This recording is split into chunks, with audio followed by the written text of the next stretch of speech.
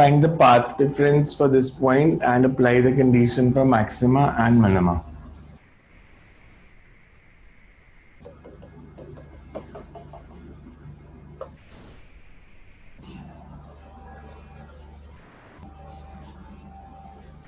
S1P minus S2P is the path difference because S1P is greater than S2P.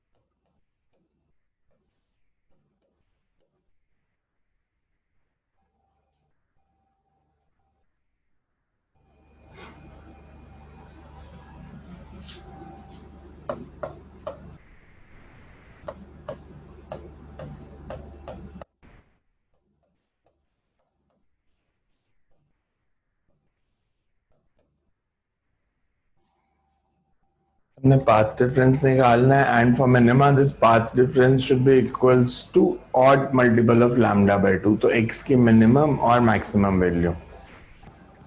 Minimum value कितनी आएगी और maximum value कितनी आएगी, कर दो सॉल्व इसको.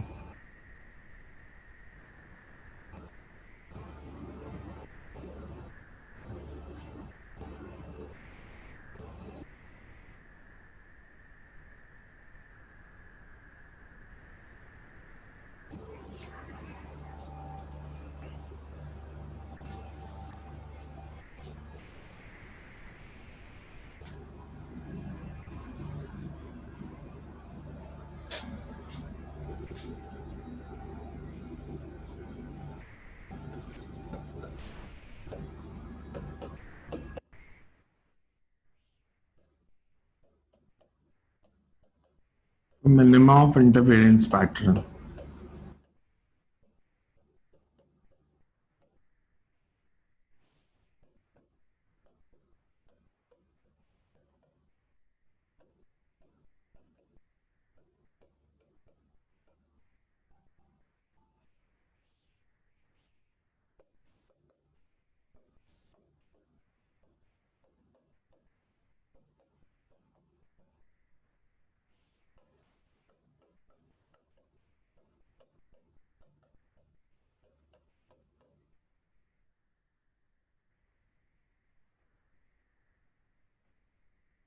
ध्यान से देखना ये स्टेप क्या कर रहा हूँ मैं. Why I am taking it as 3/2 lambda.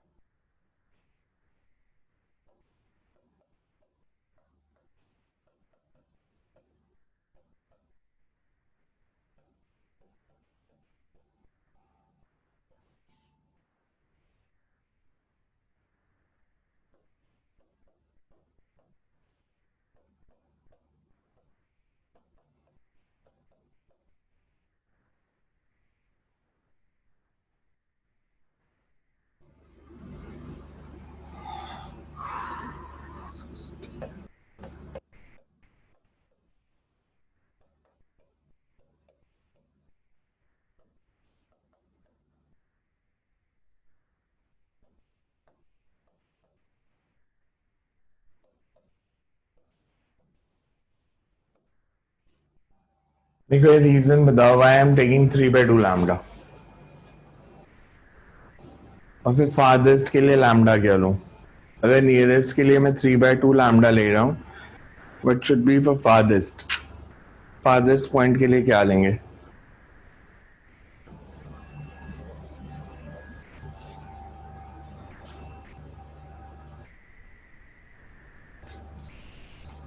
S1P minus S2P की मैक्सिमम वैल्यू कितनी हो सकती है? इस डायग्राम को ध्यान से देखो।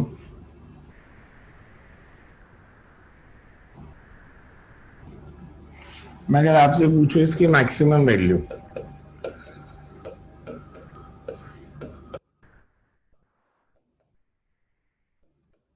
और इसकी मिनिमम वैल्यू कितनी हो सकती है?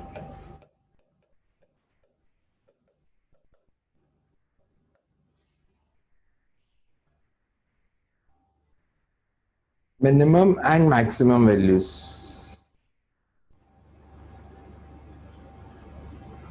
क्या होगी?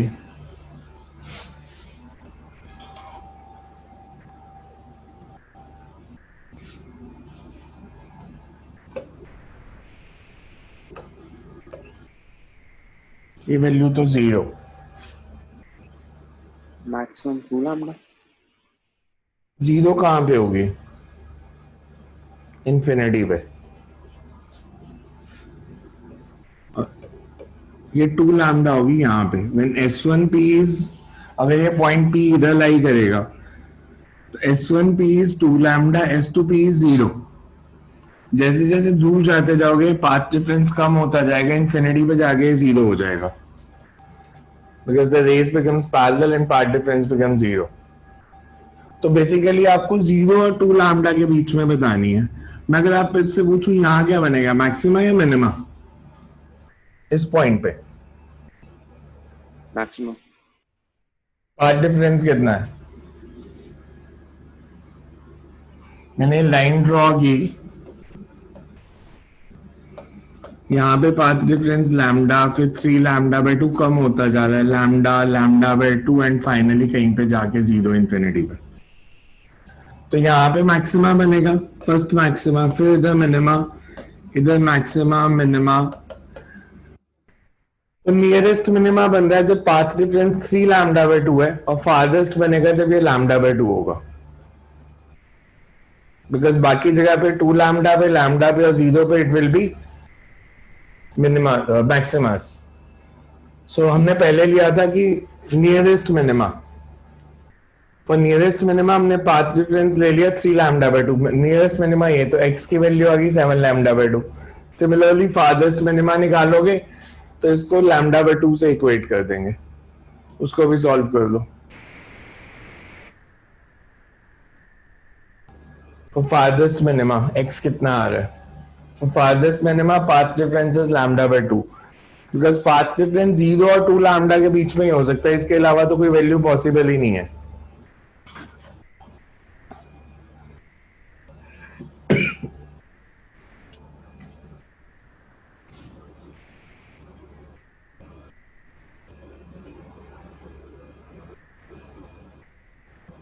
सर एक बार दोबारा बताना। हमारे पास अगर ये स्क्रीन है,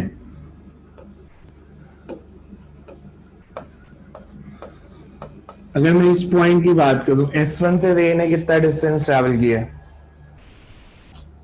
2 लैम्डा।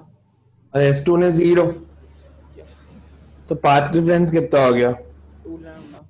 2 लैम्डा। ये मैक्सिमम वैल्यू है, बिकॉज इसके बाद S2 से जो दिया है कि वो भी डिस्टेंस ट्रैवल करना शुरू कर रही है और पाथ डिफरेंस कम होना शुरू हो रहा है। इन्फिनिटी पे जाके ये डिस्टेंस नेग्लिजिबल हो जाएगा, तो पाथ डिफरेंस 0 आ जाएगा।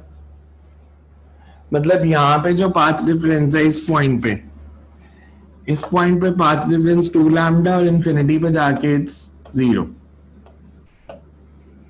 तो बाकी इन सबके बीच में पॉइंट्स आने हैं, यहाँ पे 2 लैम्डा, इन्फिनिटी पे 0, बीच में एक पॉइंट आएगा जहां पे पाथ डिफरेंस लैम्डा होगा, लैम्डा बाय 2 होगा और 3 लैम्डा बाय 2 होगा। तो मिनिमा कहाँ बन रहे हैं और मैक्सिमा कहाँ बन रहे हैं? मिनिमा बनते हैं when path difference is odd multiple of lambda by 2। तो odd multiple of lambda by 2 मतलब मिनिमा यहाँ तो इधर बनेगा या इधर बनेगा? तो नियरेस्ट पॉइंट कौन सा है? When path difference is 3 lambda by 2, or farthest point है when path difference is lambda by 2. So इन दोनों के बीच में ही बनने हैं सिर्फ मैक्सिमा मिनिमा 2 लैम्डा और 0 के बीच में. सेकेंड केस में x की वैल्यू क्या आई? सेकेंड केस में x की value for farthest minima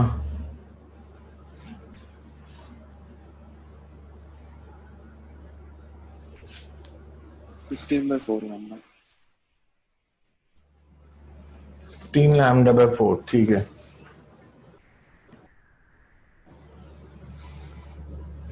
Farthest minima it's 15 lambda by 4.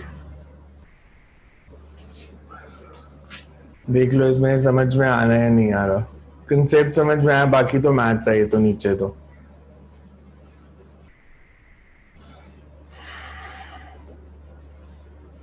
Next लिखो otherwise. Two sources are placed on the x-axis at a separation of 3 lambda.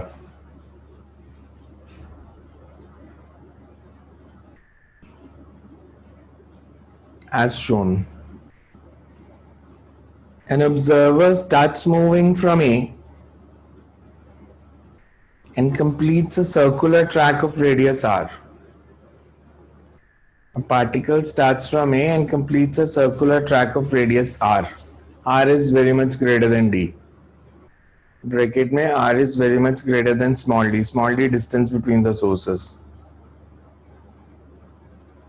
Find how many dark and bright fringes will you observe?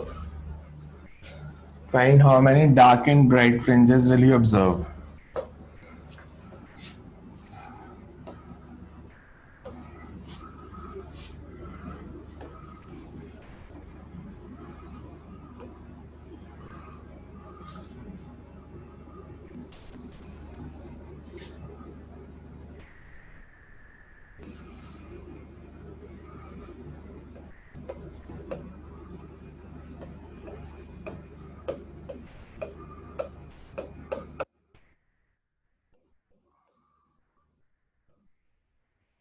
A से शुरू होके round लगाता है and R is very much greater than D. हमने बताना है उसको कितने मैक्सिमास और मिनिमास मिलेंगे as a complete one rotation. Find the number of maximas and minimas he observes.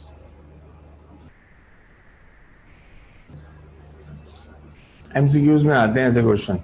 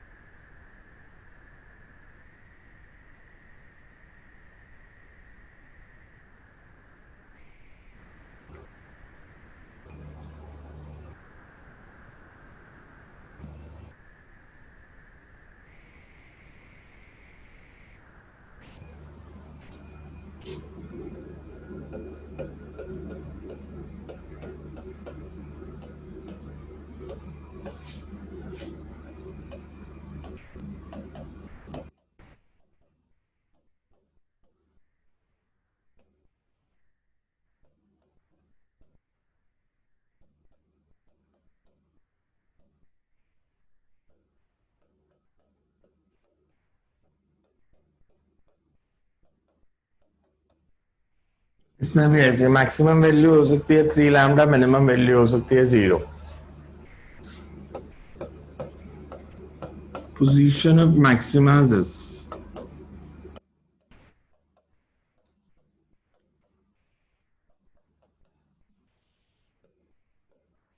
position of maxima is where delta x is या तो 0. इन points पे मैक्सिमा बनेगा जब पार्ट डिफरेंस 0 लैम्डा 2 लैम्डा या 3 लैम्डा होगा. और मिनिमा की पोजीशंस कौन सी होंगी?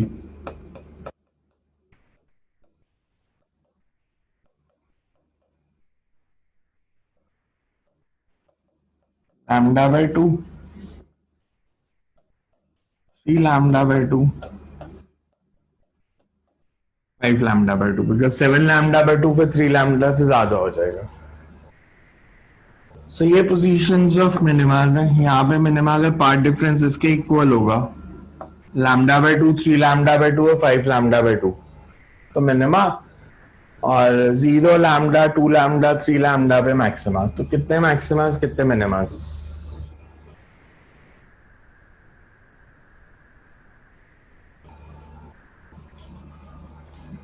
Total number of maximas and minimas will you observe?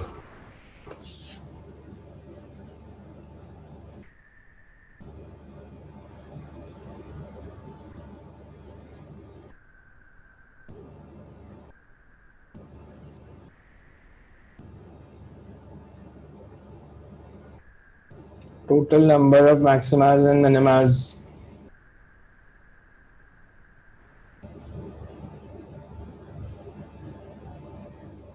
अब तो सारा न्यूमेरिकल कर दिया यार, अब तो निकाल लो आंसर.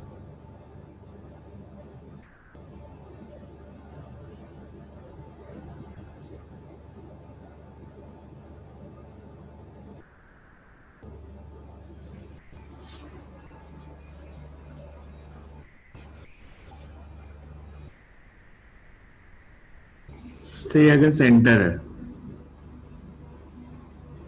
इस पॉइंट पे पाथ डिफरेंस कितना?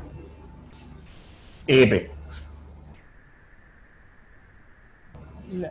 3 lambda by 2. 3 lambda, because S1A minus S2A will be 3 lambda.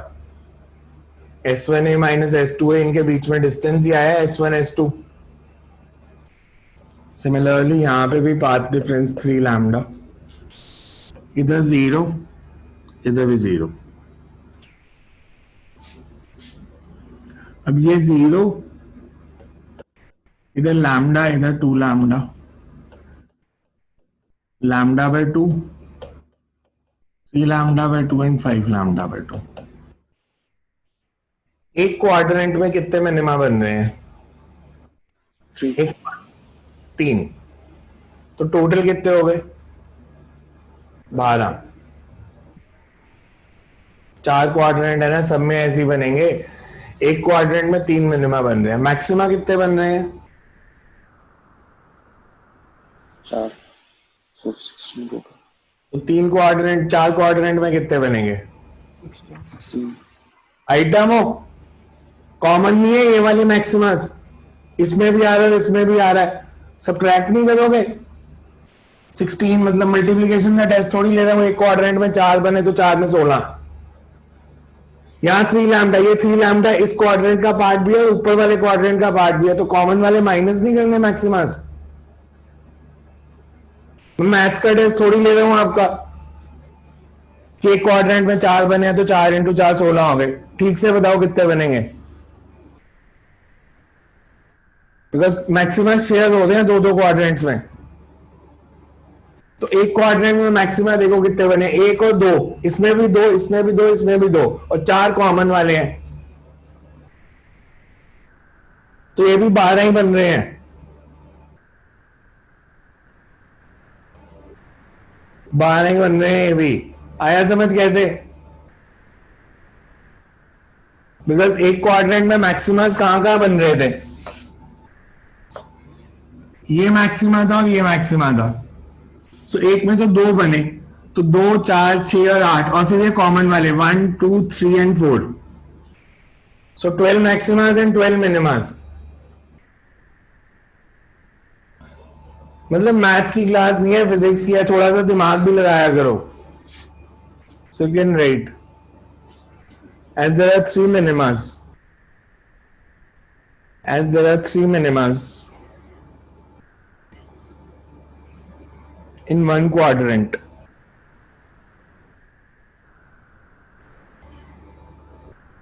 total number of minimas are 12.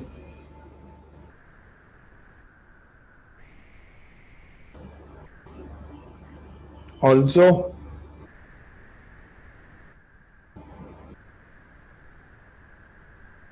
there are 2 maximas in each quadrant.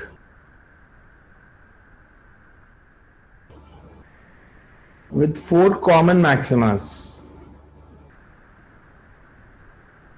With 4 common maximas. So total number of maximas. Total number of maximas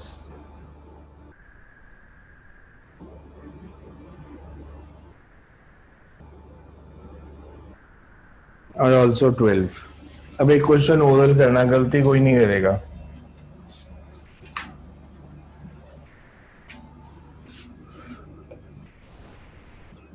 similar question दे रहा हूं बिल्कुल.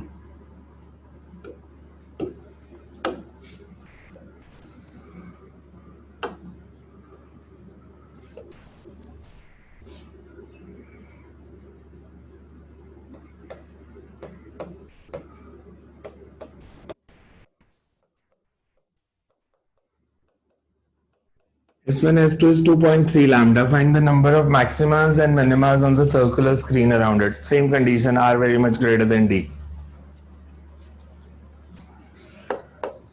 Find the number of maximas and minimas. If D is equal to 2.3 lambda.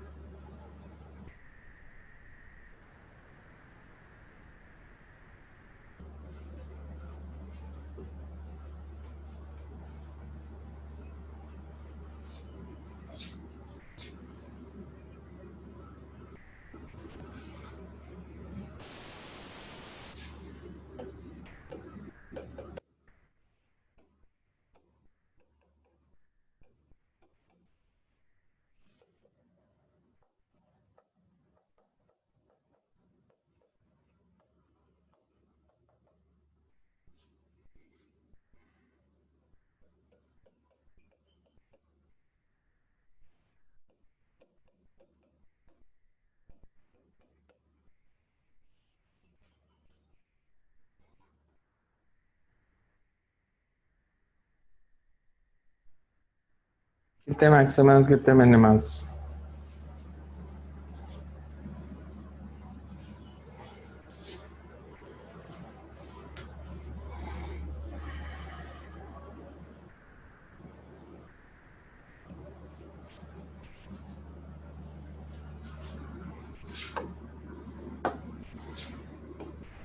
इधर minima बनेगा और इधर minima बनेगा. तो total number of मिनिमास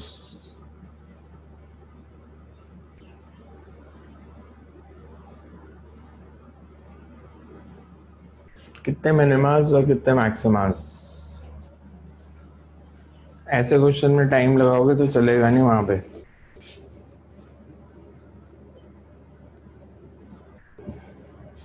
कितने मिनिमास और कितने मैक्सिमास? एक क्वाड्रेंट में 2 मिनिमा और बन ही नहीं रहे, तो 4 क्वाड्रेंट्स में 8. मैक्सिमास देखोगे तो एक क्वाड्रेंट में 2 प्लस 2 जहां पे delta x is equal to 0 लिखा है.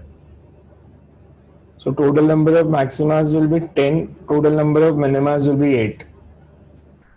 Because maximas बन रहे हैं. Similarly सारे quadrants में अगर मैं मार्क करूं तो 2 लैम्डा पे और एक इधर. Similarly lambda 2 lambda. मैक्सिमास की ये पोजीशन होगी 1 2 3 4 5 6 7 8 9 and 10. So 10 maximas and 8 minimas. 10 maximas and 8 minimas. आया समझ या नहीं आया? Next to right.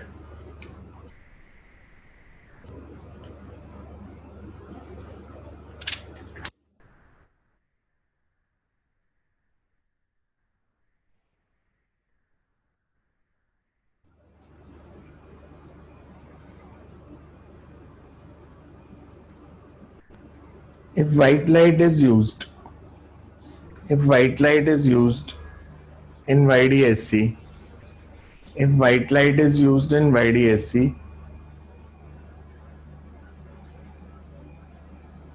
some wavelengths are missing. Some wavelengths are missing in front of one of the slits. In front of one of the slits. Find the missing wavelengths. Find the missing wavelengths.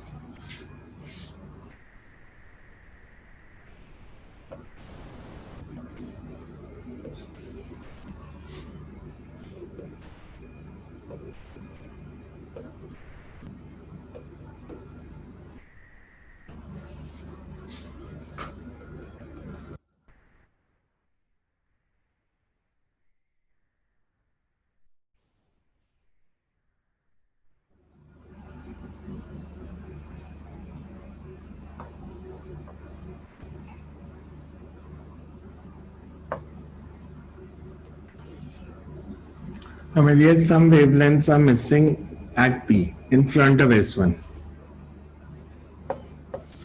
YDSC है तो standard values ये capital D है small D.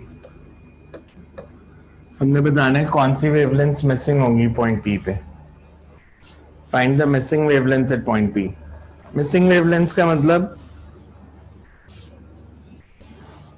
Wavelengths का मतलब क्या होगा? Minima. Minima. Some of the wavelengths from minima at P. So वो destructive interference होगी इसलिए वहां पे minima बन गया तो wavelengths missing है. कि crest of wave from S1 से meets trough of wave from S2 तो वहां पे वो resultant displacement जो उस particular wavelength के लिए आई वो जीरो आ गई. तो मिसिंग वेवलेंथ्स हैं जिनका एम्पलीट्यूड जीरो हो गया. ए मिनिमा इज जीरो. तो हमने बताना है वो कौन सी वेवलेंथ्स हैं.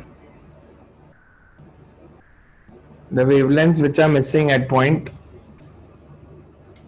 P.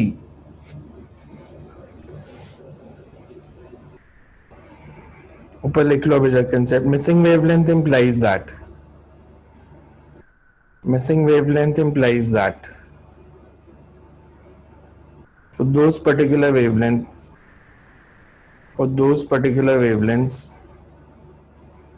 destructive interference. For those particular wavelengths, destructive interference takes place.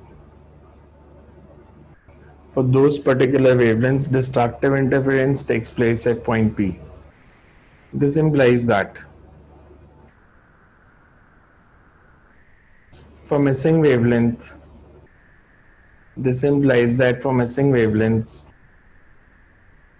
path difference is odd multiple of lambda by 2. There is S2 minus S1P, S2P minus S1P is equals to, that is S2P minus S1P is equal to 2n minus 1 into lambda by 2. तो lambda की value निकालनी है.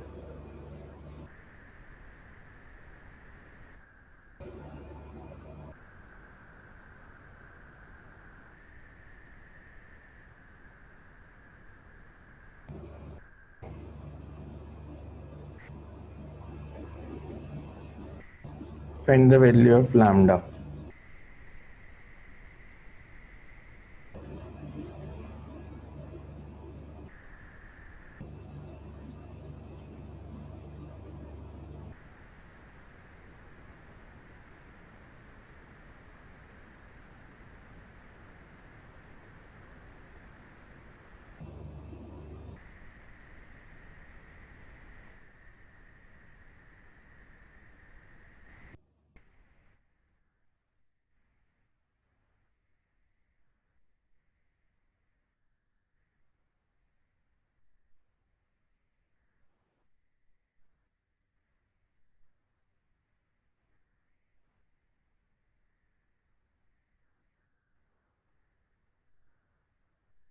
क्या है answer solve करके?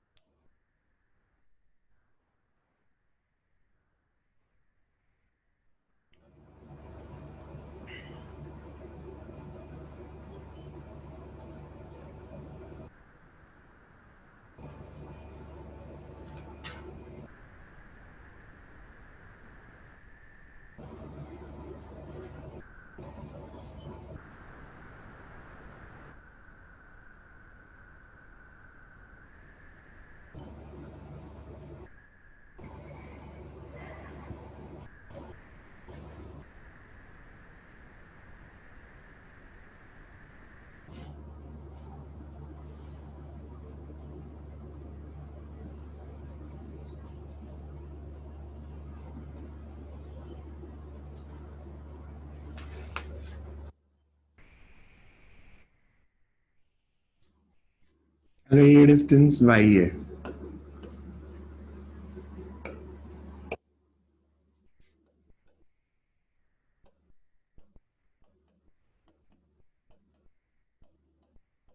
Path difference का formula क्या drive किया था?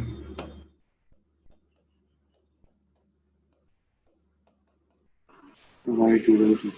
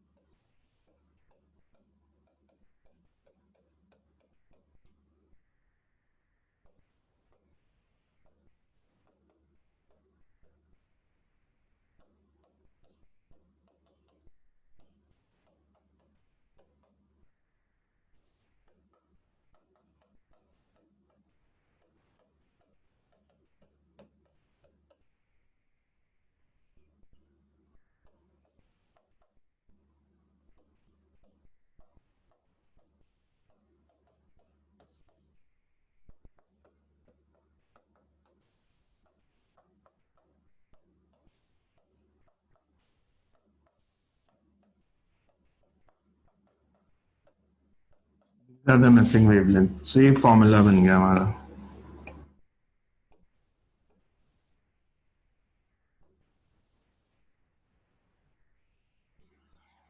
d square by 2n minus 1 into d, so n की वैल्यूज पुट करते जाओ, you will get the missing wavelengths.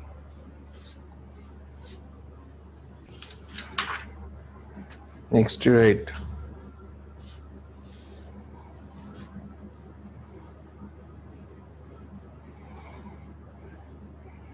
in YDSC,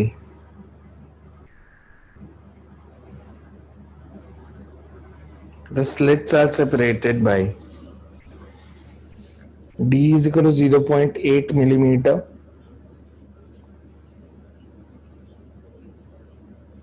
lambda is 7200 angstrom, and capital D is 2 meter.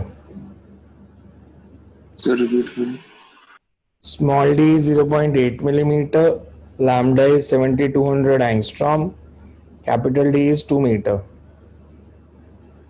Find minimum distance from central maxima. Find minimum distance from central maxima where intensity is half of the maximum possible intensity. Find the minimum distance from central maxima where intensity is half of maximum possible intensity.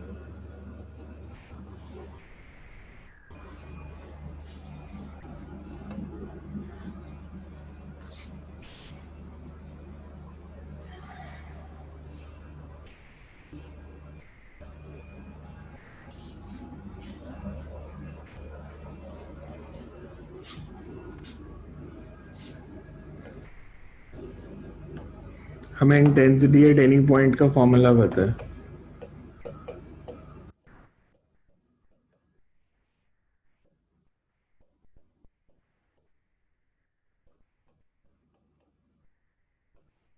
हमने कल drive किया था।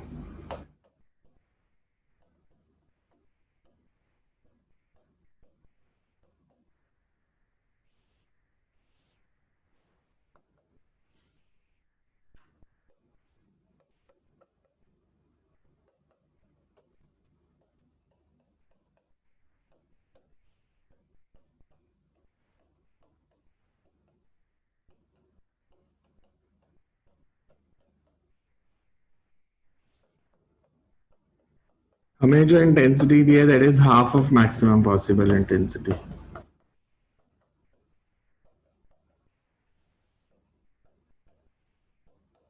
हमने बताना central maxima से इसका distance कितना होगा। What will be the distance from central maxima?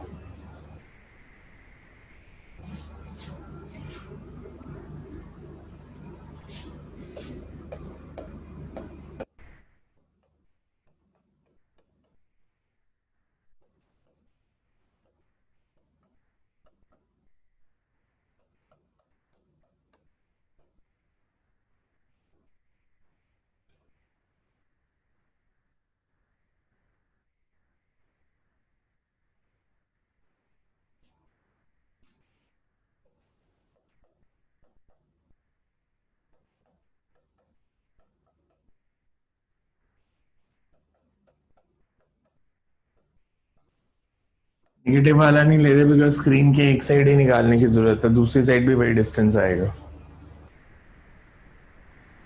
सो हमारे पास फेस डिफरेंस आ गया, phase difference is π/2।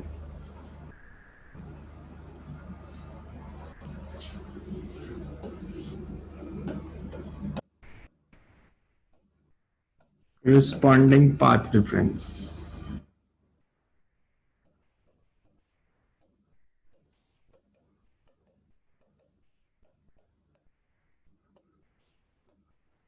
Phase difference और path difference का relation।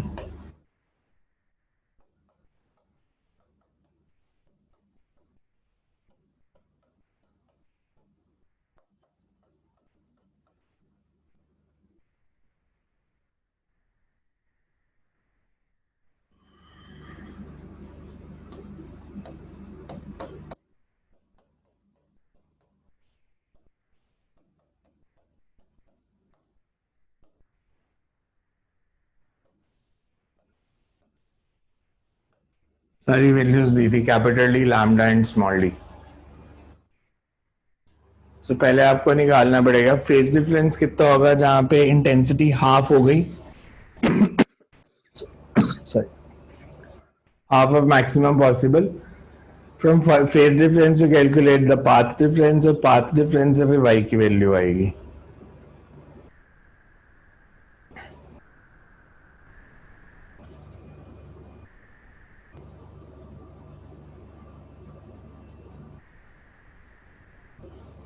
वैल्यू सब्स्टिट्यूट करोगे तो you will get the answer as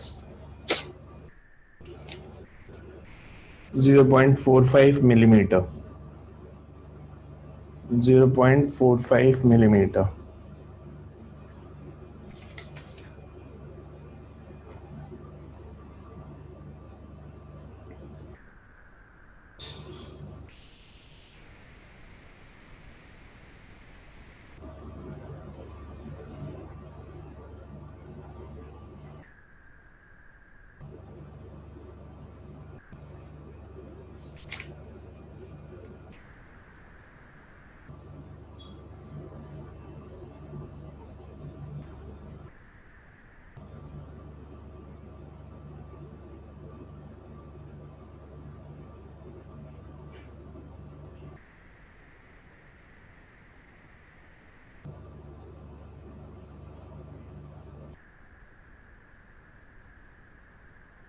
Next to right।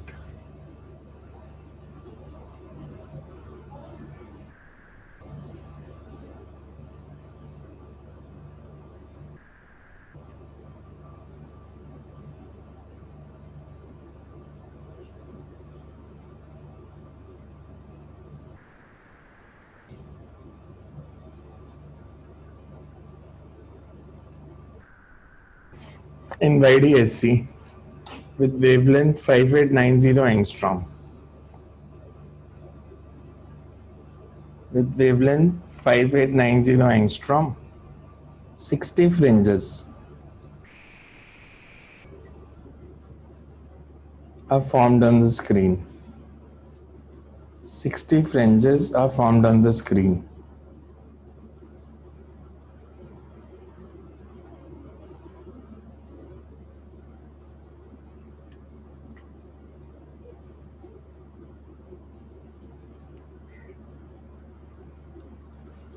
How many fringes will be observed?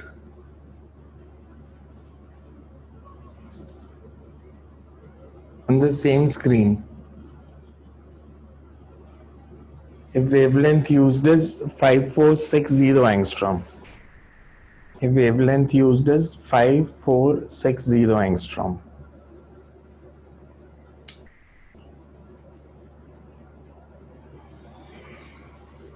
पहले screen पे 60 fringes बन रही है व्हेन वेवलेंथ यूज्ड इज 5890, तो हमने बताना है कितनी फ्रिंजेस बनेंगे वेवलेंथ यूज्ड इज 5460।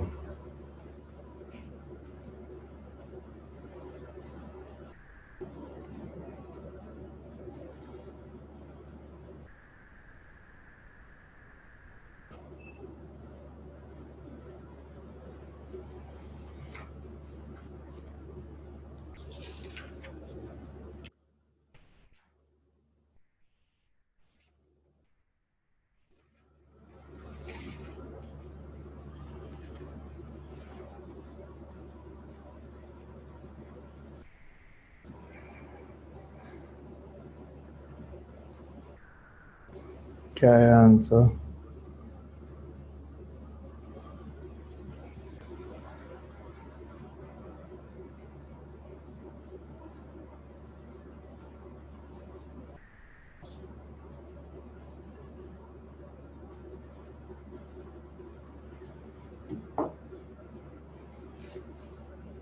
ज्यादा फ्रिंजेस बनेंगी या कम बनेंगी? वेवलेंथ को कम कर दिया तो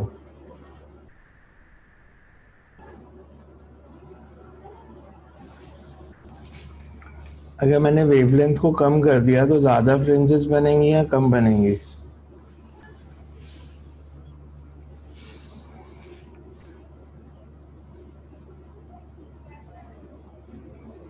फ्रिंज विड्थ का फॉर्मूला क्या होता है? सर कम बनेंगी। फ्रिंज विड्थ का फॉर्मूला क्या होता है? कल ड्राइव किया था ना, beta beta is equals to capital D by D into yn plus 1 minus yn। Answer क्या आया था सॉल्व करके? capital D by small d into lambda. D lambda by small D. Lambda कम कर दिया तो फ्रिंजेस श्रिंक की या एक्सपैंड की? एक्सपैंड। जाग रहे हैं ना ट्विच? मैं आपसे कह रहा हूं फॉर्मूला इज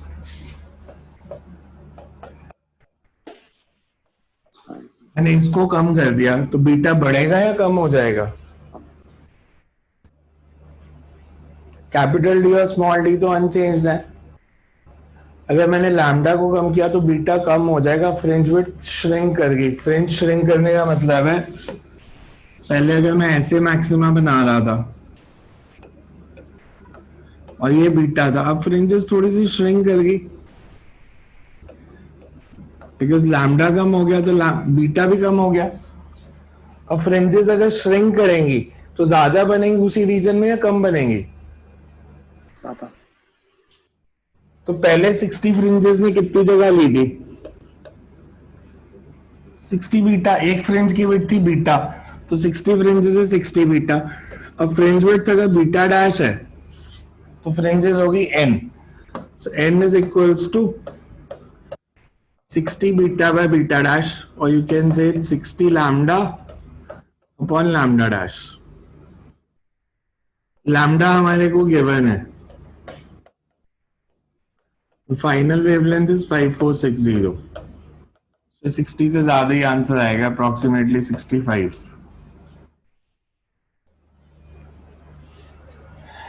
अब अगर ये फ्रैक्शन में आंसर आया आपका, फ्रैक्शन नहीं आएगा वैसे इस केस में, अगर फ्रैक्शन में आंसर आया, मैंने तो अप्रोक्सीमेट लिखा है, फ्रैक्शन में आंसर आया, अगर मान लो ये आ गया 64.6, तो अब 64 फ्रिंजेस लिखोगे बिकॉज 65th वाली पूरी नहीं बनी, और 65.1 आएगा या 65.9 आएगा, उसको 65 ही लिखेंगे, कि हमें बताना होता है total number of complete fringes which are formed.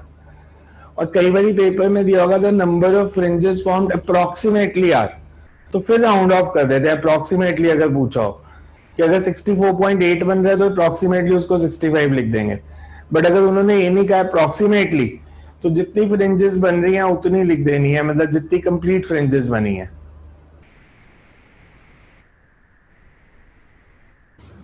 समझ में आया कैसे किया है? Yes, sir. तो कल भी इसी के क्वेश्चन करेंगे अभी यंग्स डबल स्लिट के, बिकॉज इसका एक क्वेश्चन तो हर एंट्रेंस में पक्का ही है, beat IIT NEET JEE mains कुछ भी, सब में एक क्वेश्चन तो आएगा ही यंग्स डबल स्लिट का।